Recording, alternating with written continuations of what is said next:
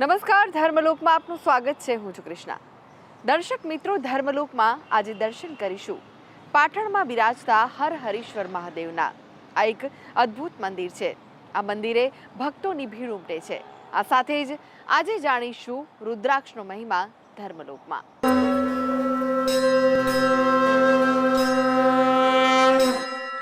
પાટણમાં આવેલું છે હર હરીશ્વર મહાદેવનું મંદિર। એવું કહેવાય છે કે અહીંયા મહાદેવ સ્વયંભૂ પ્રગટ થયા હતા। આ મંદિર ભક્તો માટે 24 કલાક ખુલ્લું હોય છે। ભક્ત ગમે ત્યારે જઈને શિવજી પર જળાભિષેક કરી શકે છે, તેમની ભક્તિ કરી શકે છે। તો ચાલો દર્શન કરીએ હર હરીશ્વર મહાદેવના।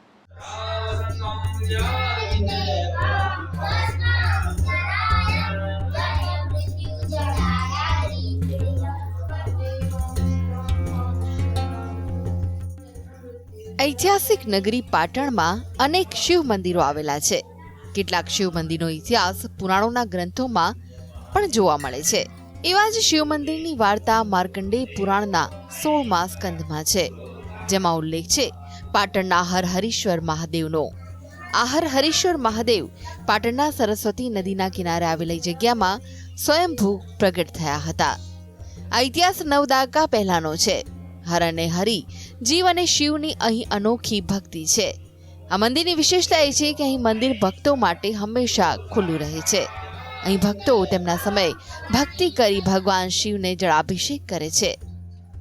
હું અહીંયા જ્યારે મારે ટાઈમ હોય છે ત્યારે હું અહીંયા આવું છું, જળ ચડાવું છું। આ મહાદેવ પર મને બહુ આસ્થા છે અને હું મહાદેવની કોઈ વખત ટાઈમ અને મને ફુરસદ મળે છે ત્યારે હું આવું છું। અહીંયા માતરવાડીની અંદર શ્રી હરિહરેશ્વર મહાદેવ દાદાનું મંદિર છે, જે સ્વયંભૂ ભગવાન પ્રગટ થયેલા છે। અહીંયાનું મહત્વ એટલું બધું છે કે શ્રાવણ મહિનાની અંદર તો અહીંયા નિત્ય અભિષેક, સેવા પૂજા પાળી દ્વારા તો થાય છે, પણ નિત્ય પણ દરરોજ સેવકો દ્વારા, ભક્તો દ્વારા ભગવાનનો નિત્ય અભિષેક, સેવા પૂજા, આરતી આ બધું થાય છે। સરસ્વતીના કિનારે જ્યારે શિવલિંગ મળ્યું હતું ત્યારબાદ આ મંદિર ગાયકવાડ હસ્તક હતું અને હાલ આ મંદિર સરકાર હસ્તક છે। સદીઓ પહેલા જ્યારે સરસ્વતી બંને કાંઠે વહેતી હતી ત્યારે શિવ ભક્તો અહીં નદીમાંથી જળ લઈ મહાદેવને અભિષેક કરતા। શિવ મંદિરની બીજી વિશેષતા એ છે કે અહીં મંદિરના પ્રાંગણમાં માતા મોઢેશ્વરીની સુંદર મનોરમ્ય અલભ્ય મૂર્તિ છે, જે ભાગ્યે જ કોઈ શિવ મંદિરમાં જોવા મળે, તે માત્ર અહીંયા જોવા મળે છે। તો અહીંયા ભગવાન સૂર્યનારાયણ પણ 7 અશ્વો પર સવાર થઈને રથમાં જોવા મળી રહ્યા છે। એક કિંવદંતી અનુસાર આ બંને મૂર્તિ મોઢેરાથી પાટણ લાવવામાં આવી છે। તેની પાછળનું કારણ કદાચ વિદેશીઓના આક્રમણથી બચવા માટે હોઈ શકે છે। આ મંદિર ઐતિહાસિક અને પૌરાણિક છે। અહીંયા આગળ સરસ્વતી તીર્થ ક્ષેત્રના આ તટ પર જ્યાં આગળ સાક્ષાત સરસ્વતી બિરાજિત છે, સ્મશાન ભૂમિ, અને સ્મશાન ભૂમિની અંદર પણ અહીંયા બ્રહ્મકુંડ અને ઐતિહાસિક પૌરાણિક આ સ્વયંભૂ શિવાલય છે। હરિહરેશ્વર મહાદેવ જ્યારે મુઘલોનું સામ્રાજ્ય હતું તે સમયથી આ શિવાલયની અંદર અનેક દેવતાઓ બિરાજિત છે। અહીં બ્રહ્મકુંડ હતો, પણ કાલક્રમે કુંડ નદીના પ્રવાહમાં આવતી રેતીના કારણે કુંડ ભરાઈ ગયો હોય તેવી વાયકા છે। હર હરીશ્વર મહાદેવ તમામ જીવોના ઉદ્ધારક હોય। અહીં માનવીના મૃત્યુ પછી 11માની ઉત્તર ક્રિયાની વિધિ થાય છે, જે એક પુણ્યની વાયકા છે। આ શિવ મંદિરનો વહીવટ પાટણ જિલ્લા વહીવટી તંત્ર હસ્તક છે। ભક્તો જે કોઈ મનોકામના લઈને આવે છે તેમની મનોકામના પૂર્ણ થાય છે। શ્રાવણ મહિનામાં તો શિવ માસ દરમિયાન સમગ્ર ભક્તો અહીંયા પૂજન અર્ચન કરે છે, જળાભિષેક કરે છે, પરંતુ બાકીના જે 11 મહિના છે એ 11 મહિનામાં કોઈ પણ ભક્ત અહીંયા આવે, જળ ચડાવે, એની મનોકામના પરમાત્મા શિવ પૂર્ણ કરે છે। આ મંદિર 700-800 વર્ષ જૂનું સ્વયંભૂ મંદિર છે। આ હર હરીશ્વર મહાદેવ માં શ્રાવણ મહિનામાં શિવ ભક્તો વિશેષ પૂજા અર્ચના માટે આવે છે। અહીં પવિત્ર એવા શ્રાવણ માસમાં 4 પ્રહરની પૂજા થાય છે, તેમજ સોમવારના દિવસે વિશેષ પૂજા હોય છે। તો શિવરાત્રિના દિવસે આખો દિવસ અહીં પૂજા વિધિ ચાલતી હોય છે। વહેલી સવારે ભોળા શંભુની આરતી સાથે ધાર્મિક દિવસની શરૂઆત થાય છે। અહીં ગોકળ આઠમના દિવસે ભાતીગળ લોકમેળો ભરાય છે, જેમાં અનેક લોકો ભાગ લે છે। છેલ્લા 7 વર્ષથી અહીંયા એકધારા મહાદેવના દર્શનાર્થે આવતા પણ કેટલાક ભક્તો છે જેમની આસ્થા આ મહાદેવ સાથે જોડાયેલી છે અને તેમનું માનવું છે કે અહીં આવવાથી તેમને સુખ શાંતિનો અનુભવ થાય છે અને એટલે જ ભક્તો દૂર દૂરથી પણ મહાદેવના ચરણોમાં શીશ ઝુકાવવા માટે ઉમટી પડે છે. અલ્કેશ પંડ્યા સાથે ધર્મલોક ડેસ્ક GSTV. તો દર્શક મિત્રો, હવે જાણીએ જાણીતા જ્યોતિષાચાર્ય ડોક્ટર હેમિલભાઈ લાઠિયા પાસેથી રુદ્રાક્ષનું મહત્વ વિશે. નમસ્કાર. રુદ્રાક્ષ એ ભગવાનનું વરદાન રૂપ છે એવું આપણે ચોક્કસ કહી શકીએ, કારણ કે રુદ્રાક્ષની ઉત્પત્તિની કથા અને રુદ્રાક્ષના ફાયદા અને રુદ્રાક્ષ પ્રત્યેની ભાવના આપણે ત્યાં ખૂબ જ પ્રચલિત છે. જેને કહે ને કે રુદ્રાક્ષ એ શિવનું આભૂષણ પણ છે, જેને કારણે શિવ ભક્ત છે તે લોકો રુદ્રાક્ષ ધારણ કરવાનું ખૂબ જ પસંદ કરે છે. હવે પરિસ્થિતિ એવી છે કે રુદ્રાક્ષ જેને કહે ને કે શિવના વરદાન રૂપી ભક્તો માટે છે.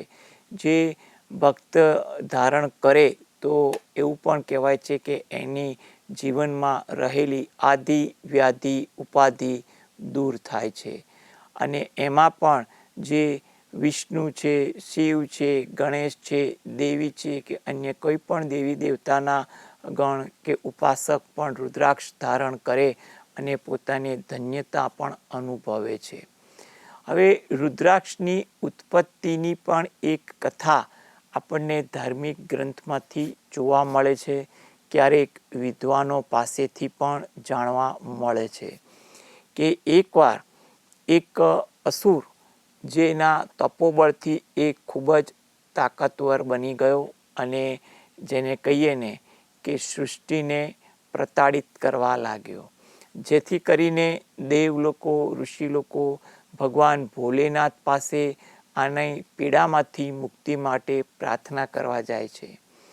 ભગવાન ભોલેનાથ પોતે આ અસુર સામે લડવા અને અસુરનો નાશ કરવા માટે અઘોર રૂપ ધારણ કરે છે અને અઘોર મંત્ર, અઘોર શસ્ત્ર વડે અસુર પર સંહાર કરે છે. આ દરમિયાન જે વરદાનથી તાકાતવર બનેલો અસુર પણ શંકર ભગવાન સાથે યુદ્ધે ચડે છે. બંને વચ્ચે ઘોર યુદ્ધ થાય છે અને યુદ્ધને અંતે ભગવાનની અઘોર શક્તિ અને અઘોર શસ્ત્ર વડે અસુરનો નાશ થાય છે. હવે આને કારણે થાક ભગવાનને ખૂબ જ લાગેલો હોય છે અને થાકને કારણે ભગવાનના જેને કહીએ ને આંખોની પાસેથી પરસેવાના 2 બૂંદ ધરતી પર પણ પડે છે, કારણ કે ભગવાનને પણ પરિશ્રમ કરવો પડ્યો હોય છે. એટલે આંખ પાસેના જે પરસેવાના જે 2 ટીપા પૃથ્વી પર પડે છે અને એમાંથી વૃક્ષ ઉત્પન્ન થાય છે. એટલે એ વૃક્ષ એટલે એ રુદ્રાક્ષનું. અને આ ફળ ભગવાન ભોલેનાથે પોતે ધારણ કર્યું, કારણ કે ભોલેનાથને તે ખૂબ જ પ્રિય છે. જેથી કરીને ઋષિઓ પણ આ રુદ્રાક્ષને પોતાને ધારણ કરે છે. શિવ ભક્તિ માટે, એના મંત્ર જાપ માટે રુદ્રાક્ષની માળા પણ ધારણ કરે છે, ગળામાં પહેરવા માટે, જપમાં પહેરવા માટે. કહેવાય છે કે તમે જો રુદ્રાક્ષના મણકા વડે શંકર ભગવાનના કોઈ પણ મંત્રનો જાપ કરો ને, એ સાધારણ એટલે કે અન્ય માળા કરતાં વિશેષ ફળ આપે છે. કોઈ કે છે હજારો ગણ ફળ આપે છે. એટલે કે એવું કહેવાય કે એક મણકા પર એક મંત્ર જપો તો અને રુદ્રાક્ષના એક મણકા પર એક મંત્ર જપો તો તેના મંત્રની સંખ્યા આપોઆપ વધી જાય છે, એવી સરળ સમજૂતીથી વિદ્વાનો સમજાવતા હોય છે. એટલે શિવ ભક્તો રુદ્રાક્ષના મણકા વડે શંકર ભગવાનના મંત્ર જાપ કરવાનું વધુ પસંદ કરે છે. કહેવાય છે કે શિવના આ રુદ્રાક્ષના મણકામાં એટલો પ્રભાવ છે કે જો ભક્ત એને ગળામાં ધારણ કરે ને તો એને આદિ વ્યાધિ અને ઉપાધિ પણ દૂર થાય છે. રુદ્રાક્ષમાં પણ વિવિધ પ્રકાર જોવા મળતા હોય છે. જેવા કે એમ કે 1 મુખી રુદ્રાક્ષથી 14 મુખી રુદ્રાક્ષ અને ગૌરીશંકર રુદ્રાક્ષ ખાસ વિશેષ પ્રચલનમાં છે. કેટલાક વિદ્વાનો અન્ય રીતે પણ કોઈ રુદ્રાક્ષની વાત કરતા જોવા મળતા હોય છે. એમાં પણ રુદ્રાક્ષ એટલે કે એમ કે ને કે ગ્રહોની શાંતિ માટે અને એના ફળ માટે પણ રુદ્રાક્ષ ધારણ કરવાની પણ સલાહ આપવામાં આવે છે. ઘણીવાર રાશિ અનુસાર પણ રુદ્રાક્ષ ધારણ કરવાની સલાહ આપવામાં આવે છે. કહેવાય છે કે રુદ્રાક્ષને ધારણ કરતાં પહેલાં રુદ્રાક્ષને ધારણ કરી અને એના મંત્ર વડે તમે એને સિદ્ધ કરીને ગળામાં પહેરો ને તો વિશેષ ફળદાયી છે. બાકી સામાન્ય રીતે ભગવાનનું ધ્યાન ધરીને પણ તમે રુદ્રાક્ષને ધારણ કરી શકો છો. એમાં પણ ભક્તિનો અને ભાવનો સંચાર થતો જોવા મળે છે.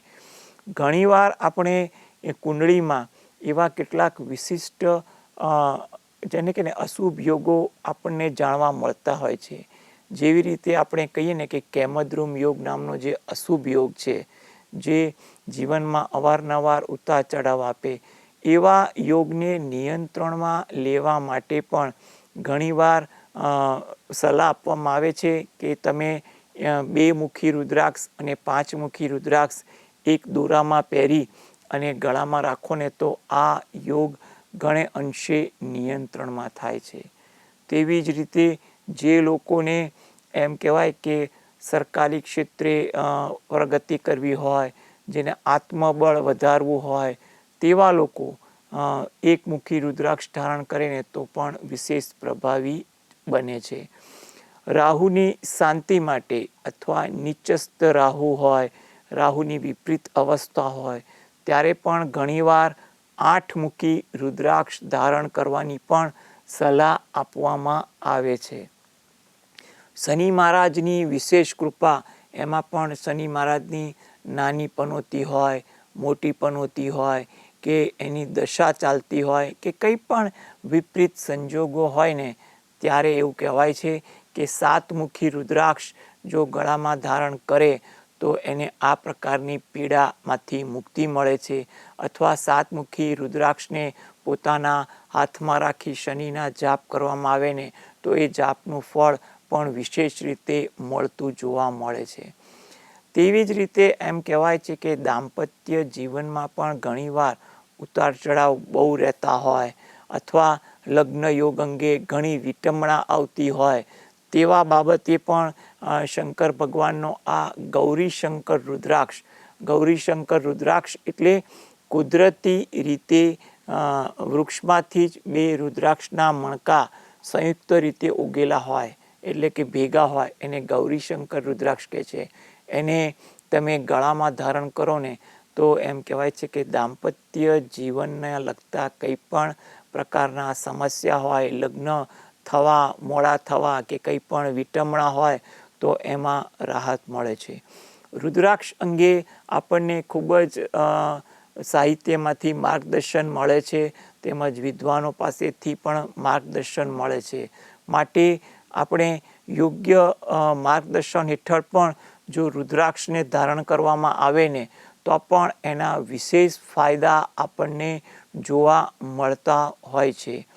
તેવી જ રીતે આપણે કુંડળીમાં પણ એમ કહેવાય કે કાલસર્પ યોગ છે, ગ્રહણ યોગ છે કે પિતૃદોષ છે વગેરે જેવા દોષ માટે પણ ઘણીવાર રુદ્રાક્ષના 2 મણકાને આપણે સંયુક્ત રીતે ધારણ કરવામાં આવે ને તો પણ આ યોગ ઘણે અંશે નિયંત્રણમાં રહે છે, એવું પણ ઘણા વિદ્વાનો પાસેથી આપણને જાણવા મળ્યું છે. એટલે કે આ રુદ્રાક્ષ જોવા જઈએ ને તો એવું કહેવાય કે શિવ પ્રસાદ રૂપ કહેવાય કે જે શંકર ભગવાનના ભક્તો ઉપરાંત જીવનમાં જે પણ વ્યક્તિ વિટંબણા ભોગવે છે એવી લોકો માટે પણ આ એક વરદાન રૂપ વસ્તુ બનેલી છે. સામાન્ય રીતે રુદ્રાક્ષને ધારણ કરવો ખૂબ જ સરળ છે અને એની રીત પણ સરળ છે, પરંતુ જો યોગ્ય માર્ગદર્શન હોય તો તમે ખૂબ જ એને સારી રીતે ધારણ કરી અને એના ફળશ્રુતિને તમે સમજી શકો છો.